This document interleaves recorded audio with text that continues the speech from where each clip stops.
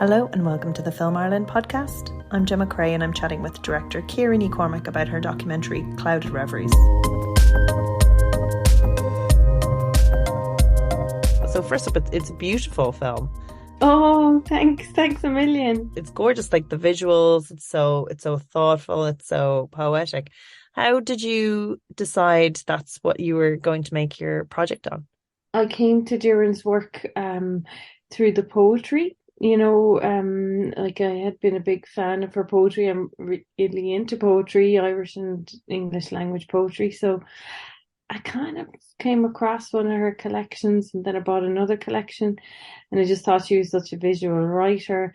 And actually how it came about that I said, yeah, I want to make a film. I'd like to make a film about this person. It was kind of very subconscious kind of decision, I think. So I just contacted her 2019 the end of the year there and said, would you like to meet up? And she lives in Cork. I'm from Cork. My parents live in Cork, so I'm in Cork quite a bit. And so I said, I'd love to have a chat. And we sat down and we talked, and she knew some of the work I had done before. And she said, well, I'm actually working on a book at the moment as well. And she had a draft of A Ghost in the Throat, and she said, would you like to have a look at it? So I was like, yeah. So it was through the poetry, but then of course A Ghost in the Throat like took on its own life and became this like a multi-award winning like book. And so that became, so when I eventually applied for funding to the Arts Council and TG Carr to the Eildrána, that the book became a part of the structure of the film. I was thinking, oh, wouldn't it be interesting to go on the journey as this book kind of comes out? And so that's kind of how I structured it when I was pitching it. But then, of course, COVID hit and the book, was released and did so well, but it didn't, didn't become about that at all. Like, it was really we spent a lot of time chatting because we couldn't film. So we kind of got to know each other, I suppose, more. And out of that, then Doireann talked a lot about her roots and Clare and home place, and the film really, and its kind of core became about that. And so, yeah, it might have been a very different film. I don't know if that hadn't happened. Because it's very contemplative and meditative, and it's one creative following another creative, which is interesting. And you were saying that it was an unconscious process that drew you to her. So and that's obviously how, like her, like one of the ways that she discusses her creativity and how she accesses it is really by listening to her unconscious, to or her subconscious. Like that's the, like that time she was talking about before she goes to sleep, how she processes stuff. That's where she gets her poems. And I'm like, that deep well within yourself as a creative, that's where art comes from. So it's interesting that that's where you were drawn to her. And then it's funny, I kind of find myself at that point in sleep as well. It would be a place that would be a really kind of rich kind of time. But I'm kind of curious about it even myself, because I'm like, how did this really, to go from that point of, I really like this writer and I love her work. I've read 2 collections of poetry to, I want to do this now. I was just, it kind of, in reflection, it is interesting. I think it's just about being the right frame of mind at the right time as well, and approaching a person, and it's a meeting of minds, I suppose, as well. We had a lot in common, and when we met, but yeah, so it is kind of interesting because I suppose some projects you always have a couple of ideas kind of floating around there, and some of them become something and some don't, but yeah, this one kind of gathered steam kind of quickly, I guess. And tell me a little bit about pitching for the scheme. So how does it work, that particular scheme? Do you come? So it's an amazing scheme, really, Eildrána. Myself and Sharon Hooley, the producer I work with, and you might be familiar with Sharon's work. She's like of Harper's Films, her husband's Pat Collins, and together they've made a lot of films. And we worked together on another film she produced that I made in Perry Ogden called Skin and Soul. And that was funded through Real Art, the Arts Council feature our art doc kind of fund. And then so Ildana wouldn't be completely dissimilar to that, but it's an Irish language fund, and it's for broadcast both and cinema. So first and foremost to have a theatrical kind of life, or at festivals, or a theatrical release. But so they're art films. So I mean, I suppose TG Cahir are great for commissioning, arts documentaries, but I suppose this is kind of another step further again, with the collaboration or with the Arts Council to kind of bring Irish language stories to kind of the big screen, as well as then it will have a life in TV as well. And the Arts Council and a broadcaster would have very different directives, would it? I know with Real Art, the Arts Council are very hands off because it's about your vision as an artist. And I'm just wondering, would TG Cahir, like obviously they have a specific vision for their platform. Like, would you have notes that you would report back into, or would it be more like an Arts Council scheme? No, I mean, it is TG Cahir leading it, really, the broadcaster, with as regards the kind of communication, even though it's like 50-50, but I would say, like, as the broadcaster, they were kind of more, I suppose all the administration is through them, if I was to put it that way, but of the fund. But no, it's quite hands off. Like, we were kind of left to kind of our own devices. And but sorry, to answer your question about pitching it. Yeah, so again, myself and Sharon, talked about it a lot. But it was quite a short pitch, what we put together in the end. But we felt like during just, I suppose, again, the book hadn't come out. This was quite new in the pitch as well. Like, it hadn't even been released, so it was just the timing was good, So, she would have been known to the Arts Council for her essay work and poetry as well at that point, and not the book was on the way, So, and tell me a little bit about the process of shooting it. Was it, did you follow her around for a long time? Did you come up with, like, when you're watching it, it's very clear there's a real beautiful look and feel to it. It's a very kind of distinctive feel. It's got gorgeous kind of slow pacing, the words, the stories, they're all intertwined in this lovely relaxing sort of like poem in itself as a film. I'm just wondering, like, was that there from the word go, and you'd had a strong inkling towards that? Was that found as you maneuvered your way through the narrative, and how much shooting kind of impacted that?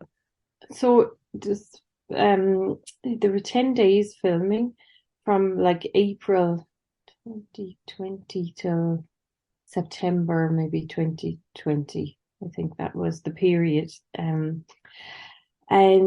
I did, I mean, again, I'd spoken to Colm Hogan, the DOP. We've worked together for like a long time.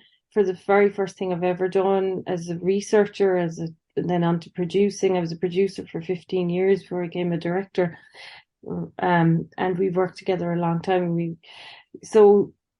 We had many conversations, and we've about how we should look and feel, and also sound was important. And Bob Brennan, who did the sound, have worked together again. It's kind of, for me, I was saying this at the opening there in the IFI on Friday, nice. It's about the team around you, like the people I work with. We were, um, and Sharon, like that kind of core team with the similar interests. We know kind of, I suppose I kind of know I can working with these guys that what we all kind of want to achieve the same thing, and the look and feel of it. But had thought a lot about, say, for instance, the poetry, the moments I knew that Doireann is such a great performer of her own work that, and I wanted those pieces in their entirety in the film, not to kind of cut away from an mid poem or anything like that. And but so then it was about finding and thinking about locations that you could kind of juxtapose the poem with, or put them, challenge the poem with a space, or just to bring it that step forward further. And then in her grandmother's house, just spent a lot of time there. It's just details, looking around, feeling the space. And 10 days isn't a lot of time, but at all. But, we kind of used that time, and didn't feel like it was short. And then when I kind of got into the edit, so the elements with Eileen Dove, and it was always for me going to be about, there is this ghostly presence in her life, and how to represent that, a kind of conversation between two women over a 300-year divide is kind of how, and not to go too far, because you don't want to take away from the magic of the writing. So to keep it as kind of suggestive and kind of, I don't know, how would you describe Ethereal, it? sort of. Yeah, Spiritual. And there's a yeah, spiritual theme and feel throughout this, and that kind of like intergenerational and a real strong feminine energy. That's what I would have yeah, got as a viewer, and that is really what's celebrated, like her as a mother and how that's impacted her as a writer, which was very interesting to watch. yeah. And speaking of that feminine energy, like it was about bringing the right people that I know and have love together for those. So I left that kind of Eileen Dove element until the end. And I kind of knew where I wanted to go with it, but wasn't sure. Like I knew I wanted to shoot it in this beautiful house that I know down in Wexford, where I filmed before. A friend of mine is a costume collector and has this amazing home, and I just felt the energy was right. And then Emer Ní Downey provided the costume, who I know Emer were working on a fashion thing I did before, and Aisling Farnella, who's a stylist, who a friend and worked with, all of these people's energy. And then Violet Ogden, who's Perry Ogden's daughter, who played Eileen Dove. I just knew this person, all of these elements are there, but I don't know yet how this will come to be. But I knew this is, and so it was just kind of with time and being in the edit, and then really kind of pairing it back to what I wanted to shoot. That came to life, I suppose, and became clear as to, okay, what's this going to be. But yeah, with Doireann then getting back to her, it's just spending time. We spent time in her home, and capturing those moments. But it was difficult because it was COVID, and it was at the height of that as well, which was, it was quite. We went to film a couple of times. We had to stop, but um so somebody reflected, I don't know, was it Donald Clark, that there's nobody else in this film. You see, UCC is so quiet, and you don't see anyone in UCC. You don't see anybody around the streets of Cork. You don't. Well, that's why, But it was kind of, I didn't want anybody else in it anyway either. I think it works. Yeah, definitely, because you get it's her lamenting over her past and her career and her craft as well. So tell me a little bit about that editing process. So do you look at your rushes as you go along? Do you have a strong idea of the film as you're shooting it, or is it something that you leave down for a little bit and then go back to? What do you find works best? I would say a bit of both. because it was such a long period. I would say maybe the first 4 days I didn't look at for a long time, and I don't know, and then when we started to kind of get into it, maybe 6 days in, with 5 days, then I would go back, but then I would, yeah, pour over the rushes, watch everything, and I'd have, you see, the thing with this film, I suppose, you're telling the story. What I found, myself and Genevieve Murphy, we worked together on who's the editor, and spent a lot of time, we watched everything together, and then it was working the poet, the writer, but then a ghost in the throat into the story, where you were always trying to manage the kind of those three kind of strands, that you're moving through. And Doireann's so amazing at that's kind of talking about her own process as a writer. Those moments became the key kind of moments in the film. And that's what I'm really drawn to, is process, an artist's process, and how that kind of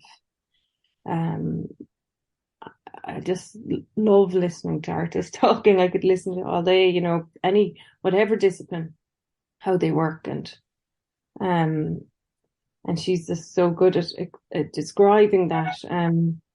There was different moments that we would return to the process and then move through again. So it's biographical, but then it's about process, and it's about the ghosts in the throat. So it was layering and moving through those themes, and then of course these kind of chapters, I suppose, are moments with the poetry was another layer again. So it's it was time, just and watching and rewatching. And when you again are so close to a subject matter, so close to the shoot, and then doing it, do you leave it for a while? How do you get fresh eyes on it? Do you just trust your gut? What's your there? I would say when I'm all in, they're all the time, really. Most of and then we did have a little break for maybe a week or two, and then I went off and did those kind of stylized elements on Eileen Dove, and then we did maybe another day. I actually shot that poem, The Brightening, which or Brightening, I should say, it's called, which we filmed in the gunpowder mills in Cork. But the first time we shot it, we were moving around her, and then in the edit, it didn't work, so that became a reshoot. It just so much, I just wanted it to be so much cleaner and direct, and that was much more powerful. In the end, it was the right decision, because you don't need to do all these kind of tricks, and the film didn't. There were nowhere else in the film that kind of presented itself, so I kind of was breaking from it by doing that, and because it's just much more powerful just to look at Doireann perform her work rather than bringing any of your own kind of tricks. And I think that really works. So yeah, there was 2 weeks and then break, and that was great, to just get some distance from it. And then obviously along the way, Sharon would have been looking at it as well. And but it was the first time myself and Genevieve had worked together as well. So that was a new adventure again, and it just worked out really well. Like, she's amazing, amazing editor, and just so thoughtful and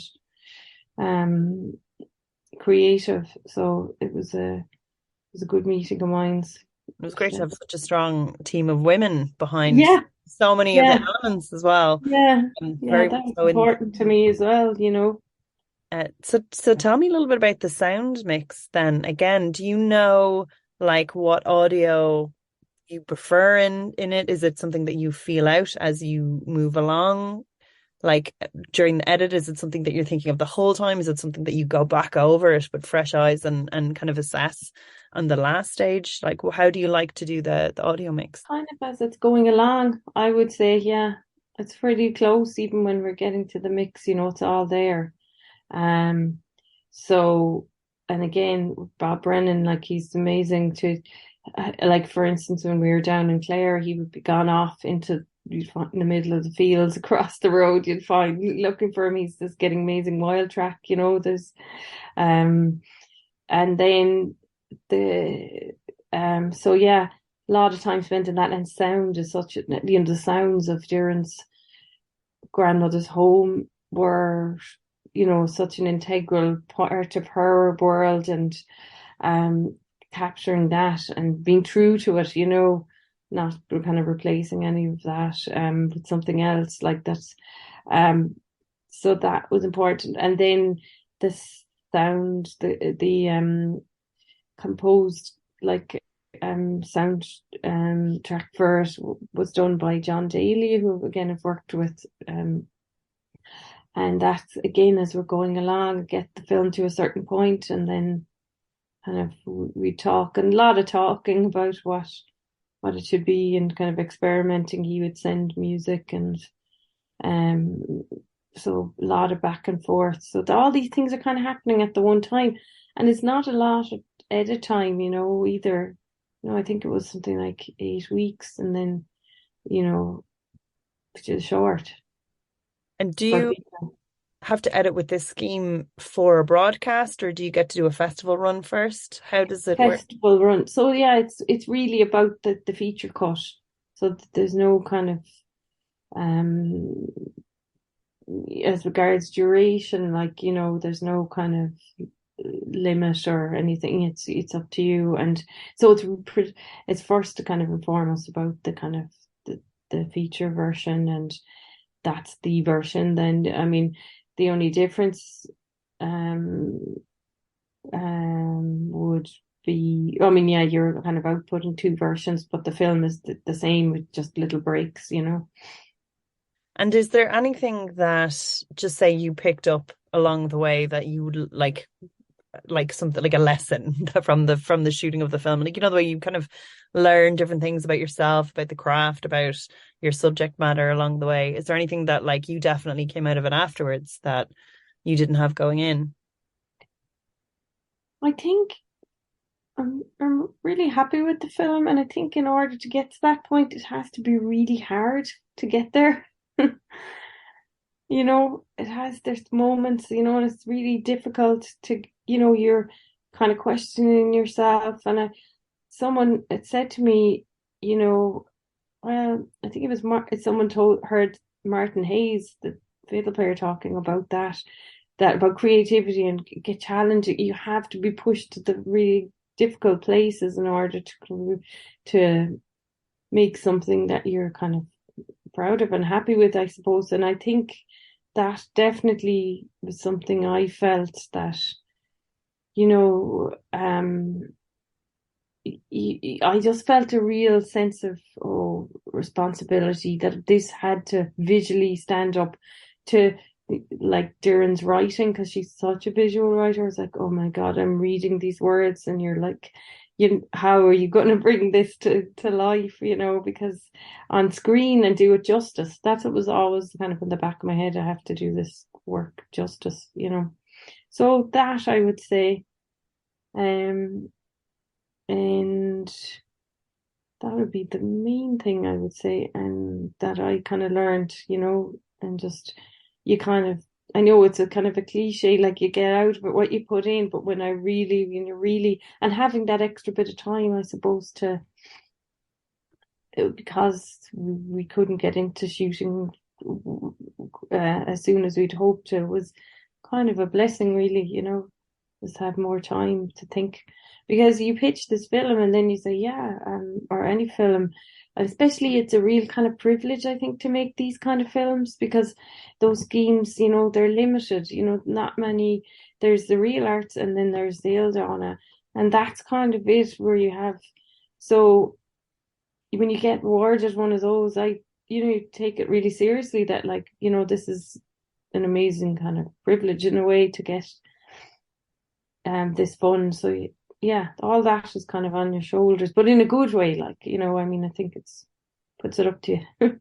And sure, the subject matter, again, I think it's definitely a time when people, like during COVID, reassess things, and a lot of people kind of, looked inward a lot more. And I think you are capturing an essence of something, like that Mm. intergenerational history of storytelling Mm. of Irish nature, of women, and of that the strength in like 3 generations, 4 generations of Irish women. Like, you do capture it so beautifully, and it's the responsibility of the subject matter that you did such a good job with.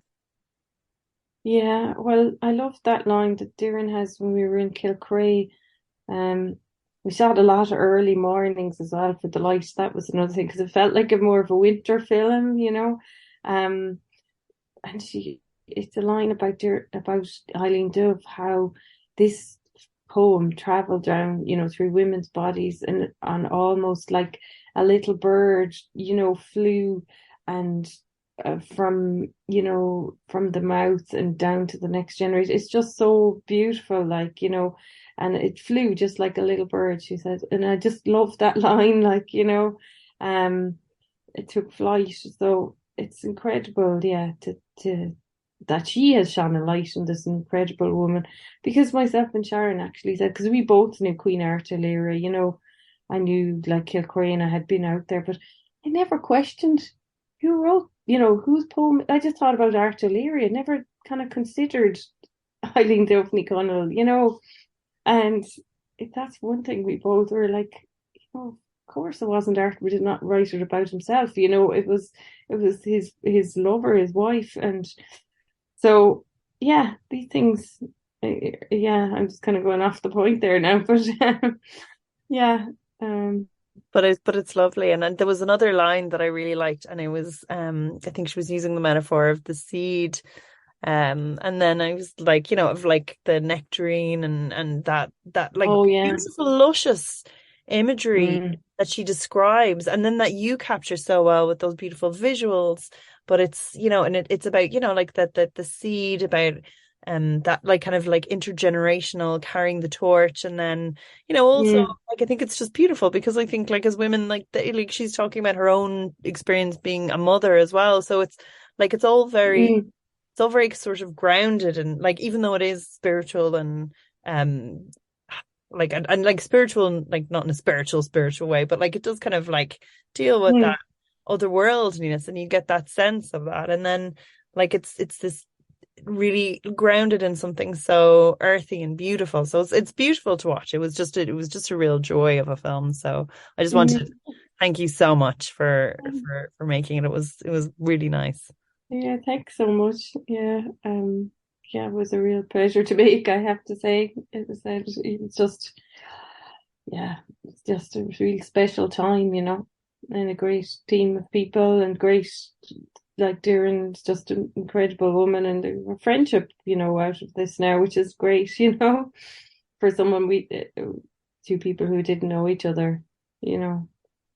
It's kind of an important part of the process for me as well, like, that just kind of lives beyond the film.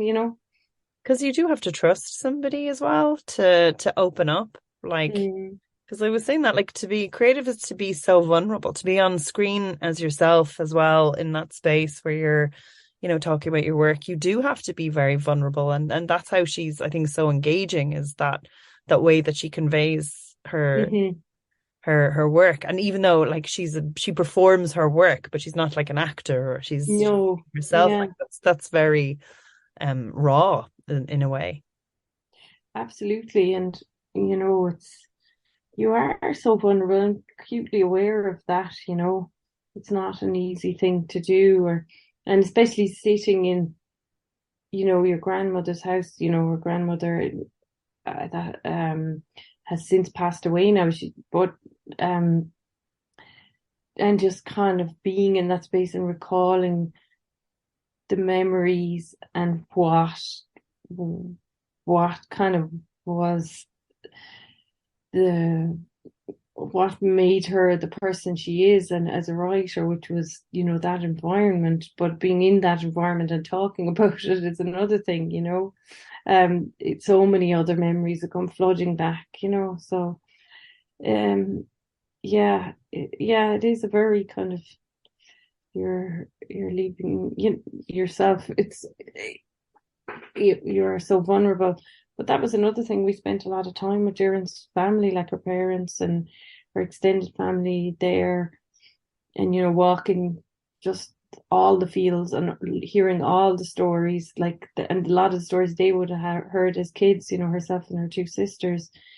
And that was important, as well, we spent a whole day doing that with her uncle and her dad, and we were never going to film any of that, but it was important to be there and do that to get a better understanding of that world and that her upbringing. And I suppose that's what fed into then what the film became, And documenting, that's it, where I suppose that fed into all her work, and you're documenting her work, that it's all part of it. It all kind of adds up to the subconscious. And what has the response been now? So it's in the cinemas, it's in the IFI, and are we going to have, where can we watch it? So for now, it's in the IFI is finishing this week, but it's extended in the Lighthouse and the Palace. It's on in QFT in Belfast and in the Triskel from the 27th, the Triskel in Cork.